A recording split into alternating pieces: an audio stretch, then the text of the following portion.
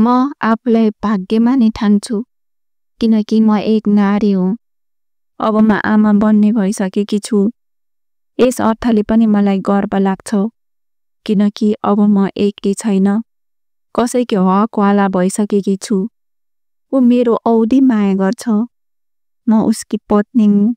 पत्नी भन्ने कुरा पत्नी बन्नुभन्दा पहिले कहिले पनि सोचेकी थिइनँ कि म कसैको पत्नी बन्छु भनेर। म त मोज मस्ती गर्छु, पैसा कमाउँछु, नोकरी अर्थात् जागिरे बन्छु, तर जे गरे पनि म कुमारी नै बस्छु भन्ने ठानेको थिएँ। समयले त्यसो हुन दिएन। अब मैले मेरो श्रीमानको धर्मपत्नी बनेर बस्नुपर्छ। यो नवजात शिशुको जन्मपछि मैले कुशल आमा पनि बन्नुपर्छ। अब म केटाकेटी पनि छैन। पहिलेका मेरो स्वभाव केटाकेटी जस्तै चञ्चल भइदिन्छ। अब मलाई त्यस्तो बन्न सुहाउँदैन। बिचरा मेरो खसम मलाई कति माया गर्छन्। मैले अँधेरो मुख लगाए भने उनी चिन्तित हुन्छन् अनि मलाई सोध्न थाल्छन्, के भयो पारु? के भयो तिमीलाई? के पीर परेको भयो भन, म छँदैछु। यस्तो अँधेरो मुख लगाएर त बस्नुहुन्न बुझ्यौ? अहिले तिम्रो भारी जिउ छ, गरम काम पनि त्यति नगर, बरु म आफै गर्छु। भन्नुहुन्छ नि हजुरले, काम सघाउँदा हजुरलाई कस्तो जोइटिरे रहेछ भन्दैनन् र? हाम्रो समाज यही हो। सहरकै हावाले छोएको भए पनि आखिर यो गाउँ गाउँै त हो। कुरा काट्नेहरूको कमी कहाँ छ र? यो गाउँ यातायात कुपेको छ। गाउँमा पैसा हुनेहरूले गाडी चढ्छन्, कार चढेर हिँड्न सक्छन्। गाउँ सुगम नै छ। धारा, बिजुली, पानी, सडक सब थोक सम्पन्न छ। तर मानिसको चेतना भने उति साह्रो विकसित भइसकेको जस्तो लाग्दैन है मलाई त। त्यसो नभन न, अर्काको कुरा काटेर के नै हुन्छ र? अर्काले जतिसुकै कुरा काटुन्, मतलबै नगर्देऊ न। उहाँले मलाई सम्झाउन खोज्नु भएको थियो। मैले जवाफ फर्काएँ, हजुर भन्नुहुन्छ नि, हजुर बाहिर गएपछि हजुरकै बाआमाले पनि त कुरा काट्न सक्नुहुन्छ नि। होइन हो, मेरा बाआमाले तिमीले अझसम्म पनि चिन्न सकेकी छैनौ भने तिमीलाई औधी माया गर्छिन्छ कि उहाँहरूले। उहाँले मलाई सम्झाउन खोज्नु भएको थियो। म आफ्ना खसमसँग सोध्छु। मलाई हाँसो पनि लाग्छ, तर हाँस्नुहुन्न भन्ने सोध्दै पनि म सुक्का हाँस्न थाल्छु। मेरो पतिसँग म सोध्छु, यस्तो कुरा कसरी थाहा हुन्छ र? पति परमेश्वरले मलाई आफ्नो बाआमा प्रतिको सखाइ पेश गर्दै यसरी सम्झाउन थाल्नुहुन्छ। सुन न पारु, मैले विदेश गएर काम गरेर आएको त तिमीलाई पनि थाहा छ। सधैँ यहाँ बसेर भने जस्तो काम पाइएन, म फेरि विदेश जान्छु। मैले बाआमालाई भने, उहाँहरूले एकै स्वरमा भन्नुभएको थियो, अहिले जाने कुरा नगर, बिहे भएको 1 वर्ष पुगेको छैन। बिचरी बुहारी नौली तौली छ। तँ पनि विदेश गइस् भने यो घरमा ऊ कसरी बस्छ भन् त? फेरि यो ऊ तुइजी कि छ? उसलाई गाह्रो साङ्ग्रो पर्दा तैँले सघाउनु पर्छ। उसको शरीर हलुङ्गो भएपछि रहँदा बस्दा नेपालमै चित्तबुद्ध काम पाइएन भने विदेश जाने विचार गर्नु। अहिलेलाई घर छाडेर जाने विचार नगर्नु। बाआमाले मलाई यसरी सम्झाउनु भएको थियो। उहाँले यसरी सम्झाएपछि मलाई पनि हो जस्तो लागेको थियो। तिमीलाई यो अवस्थामा छोडेर विदेश गइहाल्नु जस्तो लागिहालेको छैन पारु मलाई। उहाँले एक कुरा म सुनिरहन्छु। मलाई उहाँ र उहाँको पिता माताको माया ममा सधैँ बसिरहन्छ भन्ने कुरामा ढुक्क थियो। बेलुकी घर धन्दापछि थकाइ नै भन्न मलाई त्यसपछि निन्द्रा देवीले लुटपुट ट्याउन थालिन्। म बुसुक्क निदाएँ। बिहानीको कुचोको सिँगार सिद्ध्याउँदै थिएँ। निहुरेर कुचो लगाउँदा ढाड पनि पिरो पिरो भई दुखिरहेको थियो। अचानक मेरो मोबाइल बज्यो। त्यति बेलै मोबाइल फोन रिसिभ गरेँ। मोबाइल नम्बरमा मैले फोन कसको हो भन्ने चिनिहालेँ। मैले मोबाइल उठाउँदै भने, अङ्कल दर्शन। उताबाट पनि आवाज आयो, दर्शन नानु दर्शन। अनि के छ त खबर, सन्चै छौ? थोरै पीडालाई पनि के पीडा भनिहाल्नु जस्तो ठाने अनि मृदु मुस्कान छर्दै भने, सन्चै छु। चिया खायो त? खाएँ अङ्कल। अनि हजुरले नि? मैले पनि खाएन न। अनि सुन न नानु, आज बेलुका पख तिमीलाई दही चिउरा खुवाउन भनेर हामी आउन लागेको। दाई आन्टी म आउँछ है नानु, तिम्रो केही काम त छैन नि? उहाँको कुरा सुनेपछि मेरो खुसीको सीमा रहेन। मैले खुसी हुँदै भने, मेरो खास काम त्यही छैन अङ्कल, हजुरहरू आउनुभयो हुन्छ। बरु कतिखेर होला कुनै गाडीलाई भनेको छु बा नानी, ड्राइभरको फुर्सद मिलाएर आउला नि है। अङ्कलबाट यस्तै जवाफ आयो। त्यो दिन प्रतीक्षाको घडी मेरो लागि निकै लामो भयो। मैले खुसी हुँदै यो कुरा आफ्ना पति परमेश्वरलाई भने। उहाँलाई पनि धेरै खुसी लागेछ क्यारे। तुरन्त बा आमालाई भनिहाल्नुभयो। मेरी सासूले भन्नुभयो, तिम्रो बाआमा गाउँमा भए पनि तिमीलाई माइतीको मायाको खाँचो पर्न दिएका छैनन् है तिम्रा खाटाले। बिचारा काका मनकारी हुनुहुन्छ, गर्नुपर्ने सबै व्यवहार उहाँले नै गर्दै आउनुभएको छ। रगतको नाता भन्दा पनि बनावटी नाता कति कसिलो हुन्छ कि। उहाँहरूलाई कति दुःख गर्नु परेको होला कुनै मेरो लागि। सासूज्यूको यस्तो लापते कुराले मेरो मन कटाकटी भुइँचालो नगएको भने होइन। तैपनि म धोतीको सक्कुली टाउकोलाई छोपेर हाँसिरहेँ। केही पनि बोल्न उचित सम्झिन। त्यति बेला मेरा पतिले पनि मेरो मुख हेरिरहनु भएको थियो। गर्मीको याम मैले धोतीको सबको हाल्दा मेरो चिप्याइदा फाँकमा परेका मेरा खुट्टाबाट हातबाट निधाबाट पसिना बगिरहेको थियो। मलाई अलि लाभ लागे जस्तो भयो। खोरा दगुर्दै दैलोभित्र पुगे। कुचो लागे। बिहानीको भान्सा तयार गर्ने क्रममा त्यहाँका भाँडा बर्तनले मलाई चियाइरहेको थियो। यो कति बेला आउँछे र मलाई सुमसुम्याउँछे भनेर म तिनै भाँडा बर्तनको इसारालाई बुझेर तिनीहरूलाई नै सुमसुम्याउन थालेँ, अर्थात् म भान्साको काममा लागेँ। दिउँसो पिँढीतिर पैके गर्दै थिएँ। पिँढीमा सुकुल बिछ्याइएको थियो। सुकुलमाथि म एक दुईवटा ससाना गलाइचाका चपटीहरू पनि राखिएको थियो। म बस्ने भर गाउँकै एक साना अधवैँसे महिला त्यहाँ आइपुगिन्। मेरी सासूलाई सोधिन्, बुहारी यिनै हुन्? हो यिनै हुन्, सासूले भनिन्। तपाईँले यिनलाई देख्नु भएको थिएन कि क्या हो? सासूले भनिन्। फेरि सासूले भनेपछि उनले सोधिन्, नानीको नाम के हो नि? मैले जवाफ दिएँ, पारो। बुहारी त पुखली रहेछन् चमेली, कति राम्ररी फरासिली पनि रहेछन्। मोरी हैनन् त निकै भाग्यमानी छस् कि के हो? यी केटीको मुहार हेर्दा त यिनी निकै सिल स्वभाव कि हँसिली रसिली छन् कि जस्तो माने। यस्तै गफ गर्दै त्यो अधवैँसे महिला 1-1.5 घन्टा बसिन्। मैले चिया बनाएर दिएँ। कति मिठो चिया पकाए कि भनेर मलाई फुरुङ्ग पनि पारिन्। फर्कने क्रममा उनले उख्दै भने, चमेली बुहारी त लच्छिनकी रहेछन्, राम्रोसँग सुसारे, बिचरा दोजिया छन् जति देखिएकी छन्। यिनले त छोरै पाउँछन् बुझिस्। ल म गएँ अहिले। मेरी सासूले लोलो पोतो गर्दै भन्नुभएको थियो, जाइहाल्ने र आमाजु, यसो आउँदै गर्नु न है। कहिले फुर्सदै हुँदैन मलाई। कति दिनपछि बल्ल बल्ल आज माइत आएँ कि म। यसै मौका पारेर यसो यताउति भेट गरौँ भनेर यहाँ पनि पसेँ। बुहारी पनि देखेँ। अब म जान्छु। ल बस है बा। मतिर सङ्केत गर्दै उनले भने। मैले पनि नबस भनी सङ्केतमा नम्टलाएँ। घरले यताउति काम, दिउँसो खाँदा पानी, बेलुकालाई तरकारी केलाउनु, बिस्कुन थोर बहुत धानको मानले यस्तै गर्दा गर्दै दिन त भड्किहाल्यो। बेलुकी 4 बन्न लाग्यो। म भान्सातिर लागेँ। झमक्क साँझ पर्न लागेको थियो। म भान्सामा यसो उसो गर्दै थिएँ। सासूले बाहिर बोलाइन्, पारो, ए पारो, हेर त बाहिर को आउनु भएको छ। म हस्याङ फस्याङ गर्दै बाहिर निस्केँ। अङ्कल, आन्टी, दाई, फुपू भनिने दिदीहरूलाई देखेँ। मैले हाँस्दै सबैलाई नमस्कार भने। उहाँहरूले पनि मेरो सासू ससुरा, मेरा पतिज्यू सबैलाई अभिवादन गर्नुभयो। हामी आपसमा उत्साह मायाका कुराहरू गर्दै रह्यौँ। मेरो परिवारसहित उहाँहरूलाई समेत खाना पुग्ने खाजा, दही चिउरा, आलुको तरकारी, चिकन तारेको कोइरालाको अचार, जेरी, रसवरीका साथै अङ्गुर, केरा जस्ता थरी खानेकुराहरू ल्याउनु भएको रहेछ। उहाँहरूकै अनुरोधमा खानेकुराहरू भाग लगाइयो। उहाँहरूले चाहिँ खान मन गर्नु भएन, नखाने भन्दै टकटकिनु भयो। हामीलाई उहाँहरू बसेर नै सबै प्रकारका खाना थपी खुवाउनु भयो। त्यो छाक हाम्रो घरमा चुलो बाल्नु पर्ने परिस्थिति नै भएन।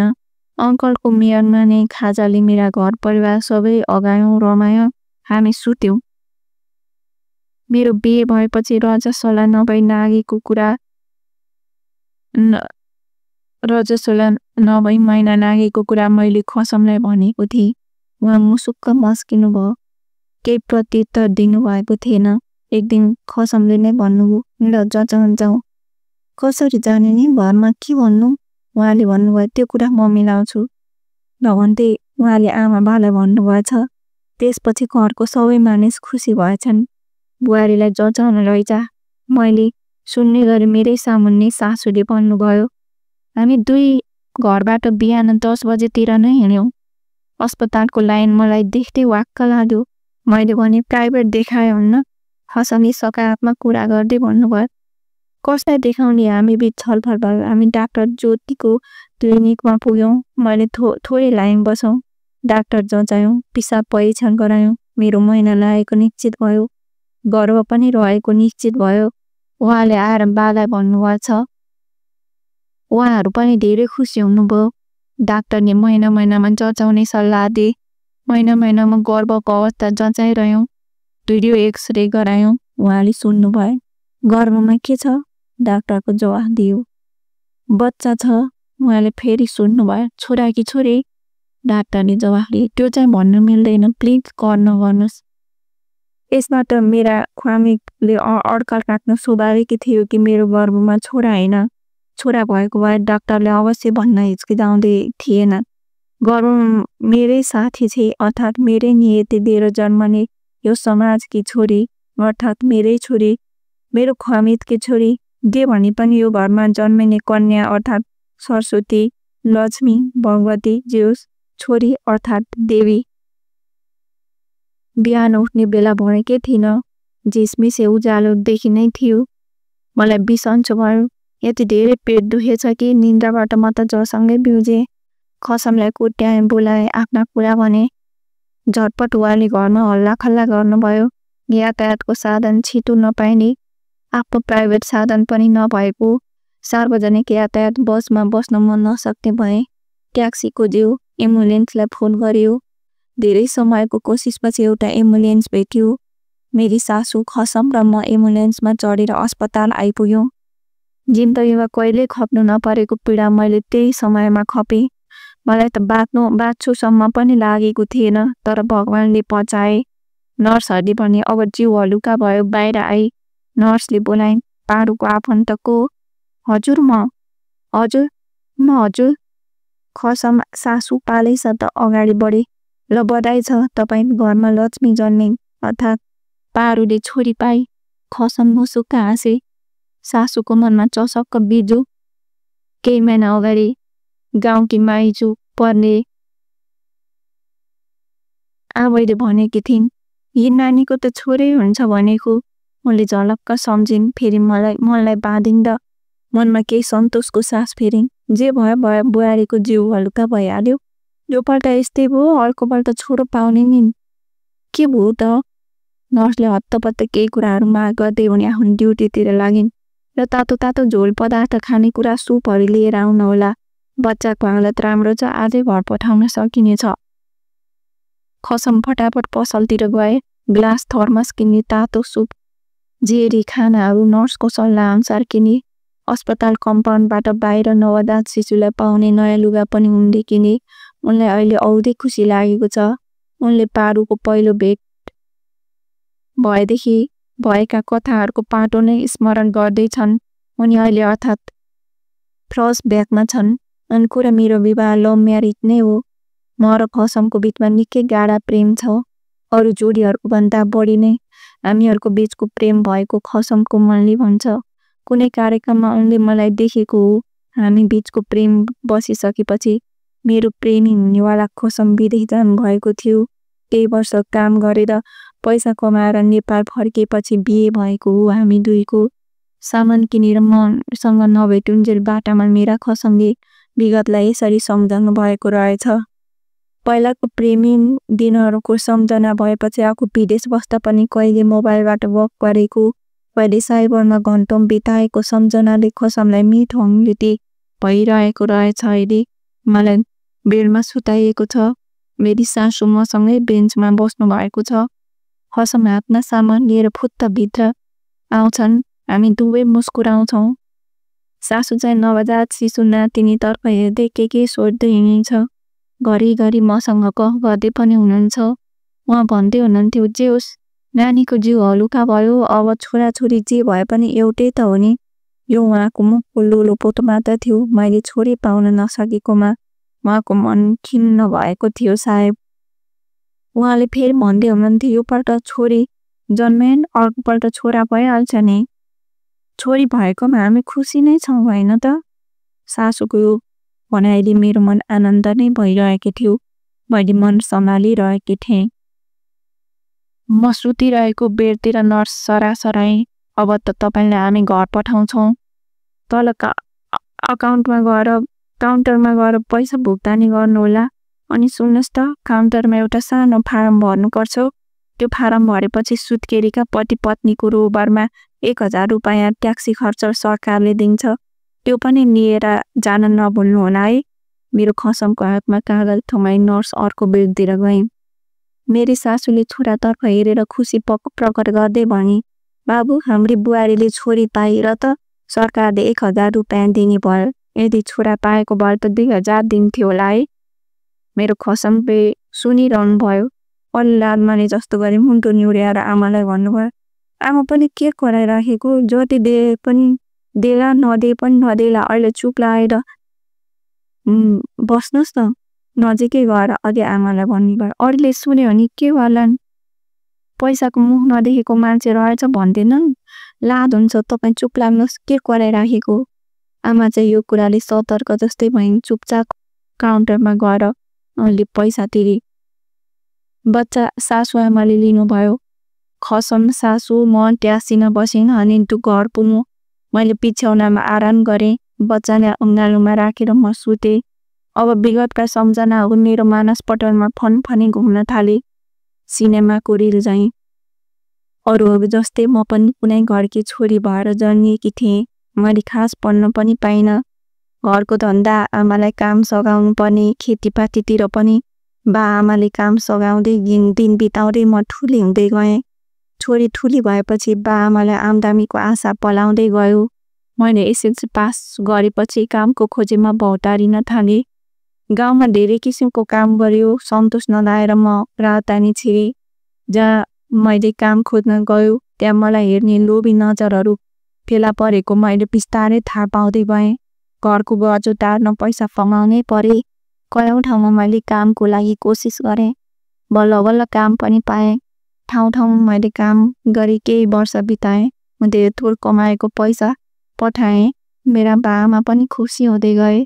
छोरीले कत्रो दुःख गर्छे, कसरी पैसा कमाउँछे भन्ने सोच मेरो बाआमामा आएको भए सायद सङ्घर्षमय जीवन बिताए मैले काम काम काम भनी तल्लिन हेर्नु पर्दैन थिएन।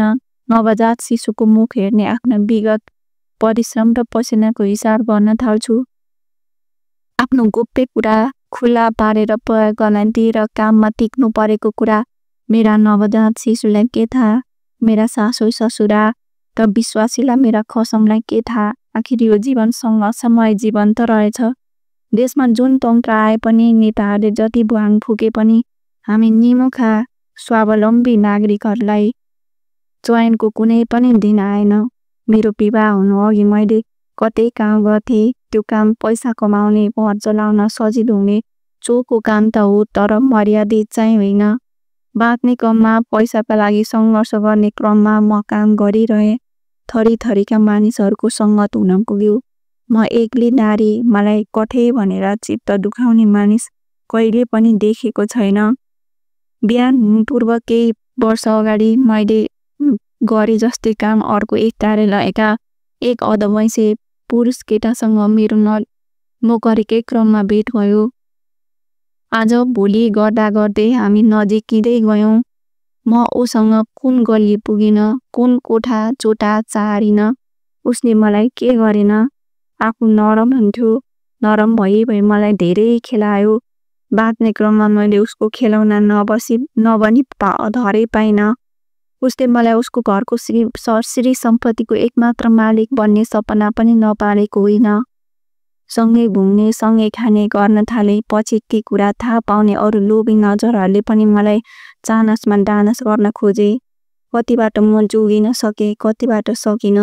मेरो यो व्यवस्था मलाई कठै भन्ने कोही पनि निस्केनन्। खाली गिद्धे नजरले हेर्ने बाहेक एक अबला युवती, काठमाडौँको व्यस्त रहनसहन र स्वार्थी समाज। मैले यस्तो सोचे, म जहाँ टेक्छु त्यहाँको धरती नै मलाई थामिदिँदैन। धरती फाट्छ, मैले धेरै पटक पातालमा भासिनु पर्छ, धेरै पटक मेरो रहर मार्नु पर्छ। मैले आफ्नो अस्मिता जोगाउन खोजेर पनि जोगाउन सक्दिनँ। म लुटिनु पर्छ। यदि मैले आफू बर्बाद हुनबाट जोगिन खोजेँ भने सायद मेरो मुखमा मार पर्दैन, भएको नोकरी पनि चिप्लिन सक्छ। मेरो जिउने क्रममा भेट भएको अधवैंशी पुरुषले बाँडेको विनिन्द सपनाले मलाई आफू लुटिए पनि राहत भएको महसुस गर्दै गएँ। धेरै वर्ष सहरका लज, रेस्टुरा, उसका साथीका कोठा, अफिसका एकान्त स्थल केही पनि उसले प्रभाव राखेन। मलाई उसले सधैँ भोगिरह्यो। ऊ वास्तवमा सम्पन्न मान्छे नै थियो, शौखिन मान्छे नै थियो। धेरै जसो उसले आफ्नो पुरुषत्व विपरीत लिङ्गीको मुखले पो प्रयोग गरोस् भन्ने चाहन्थ्यो। उसले भने जस्तो नगरेमा भयङ्कर दुर्घटना हुन सक्ने चेतावनी पनि ऊ कहिल्यै दिन पछि पर्दैन थियो। एक दिन मैले भने, यसरी सधैँ म एक्लै बसेर तपाईसँगको सम्पर्कमा रहिरहन मलाई मन पर्दैन। मेरो परिवार, मेरो पार लगाउने काम तपाईको हो। उसले धेरै बेर सोच्यो र भन्यो, म तिमीलाई पार लगाउँछु, दण्डा नमानौ। नभन्दै एक दिन उसले भन्यो, म भन्दा तिमी निकै कान्छी छौ। म तिमीलाई छोरी बनाउँछु। म मेरै घरमा लैजान्छु, छोरी बनाएर पाल्छु। तिमी दण्डा नमान। तिमीले मलाई अङ्कल भन्नु, मेरो पत्नीलाई आन्टी अनि मेरा छोराहरूलाई दाजुभाइ, मेरी छोरीलाई दर्जा अनुसार दिदी बहिनी।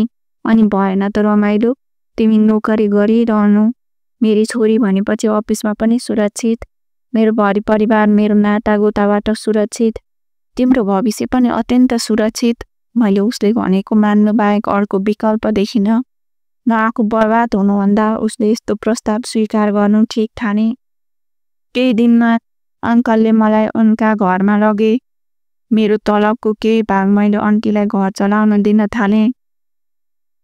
दाजु एक, भाइ एक, दिदी एक, बहिनी एक, फुपू भन्नुपर्ने मात्र 4वटी रहेछन्। त्यो घरमा मैले सबैसँग घुलमिल गरेँ।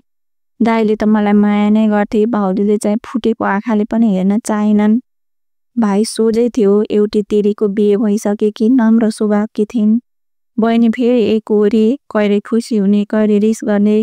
रिस नगरोस् पनि कसरी, एक्कासीमा त्यो घरमा छोरी भएर गएपछि त्यहाँका सदस्यहरूले जे जति मलाई स्थान दिए, म त्यो समाज, त्यो परिवारप्रति ऋणी छु भन्नुपर्छ। तर मौका पाए कि अङ्कलले पहिलादेखिको सोख पुरा गरिहाल्नु पर्ने। घरमा, अफिस नवा घुम्न जाने पिकनिक स्पोटहरूमा, कहिले नगरकोट, कहिले पोखरा। अङ्कल भनेपछि कतै चेक हुने किरा पनि त भएन। यसैबीच मैले नोकरी गरेर कमाएको रकम समय समयमा मेरो बाआमालाई पठाउँथे। उहाँहरूले मेरो परिश्रमको कमाई बिताइरहनु भयो, तर मेरो बारेमा के छ भन्ने कहिल्यै सोधनी गर्नु भएन।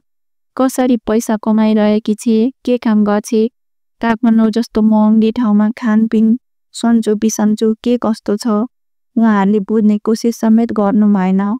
कहिलेकाहीँ फोन गर्नुहुन्थ्यो र भन्नुहुन्थ्यो, खेतीपाती गर्ने पैसा पुगेन, आमा बिरामी छे, औषधि गर्नु पर्यो, दाजुभाइको बिहे गर्नु पर्यो, भाइलाई स्कुल फी तिर्नु पर्यो।